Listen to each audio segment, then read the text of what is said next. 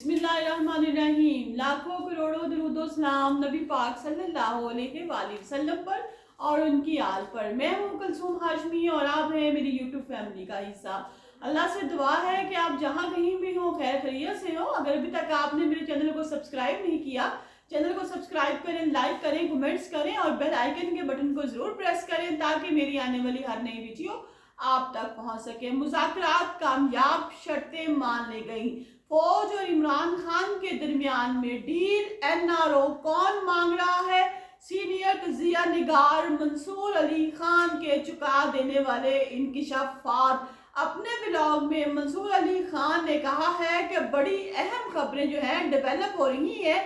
एक नया शोशा छोड़ते हुए दावा किया जा रहा है कि अली अमीन गंडापुर इमरान खान के लिए ऑफर लेकर आए थे। हुकूमत ने खान को 3 साल के लिए मुल्क से बाहर जाने की ऑफर की, लेकिन वो नहीं माने और कहा कि मेरी रिहाई कारकुनों की आज़ादी के बाद होगी। उन्होंने बताया कि शेर अफजल मरवत ने दावा किया है कि मोहसिन नकवी ने 20 दिसंबर तक इमरान खान को रहा करने की बड़ी पेशकश की थी, लेकिन 26 नवंबर के बाद हालात तब्दील हो गए। ताहम इसके बाद भी ताकतवर जो है डायरेक्ट या इनडायरेक्ट जो है खान से राब्ता करते रहते हैं।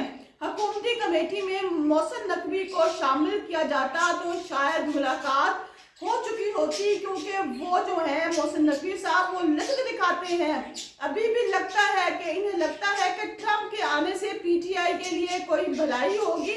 मंसूर अली खान ने कहा है कि एक और दावा जो बहुत बड़ा सामने आया है, इमरान खान को वीडियो रिकॉर्डिंग के साथ बनी गाना मुंतकिल करने की पेशकश की गई, लेकिन उन्होंने इसे मुस्तरद कर दिया। मंसूर अली खान ने कहा है कि अगर इमरान खान में इतनी अकड़ आ चुकी है तो आखिर उन्होंने मुज़ाकरात की इजाज़त क्यों दी? आखिर इमरान खान डट चुका है। अगर इमरान खान डट चुका है तो इन सब चीज़ों की क्या ज़रूरत है? ये सिर्फ पीटीआई के सोशल मीडिया का बयानिया है।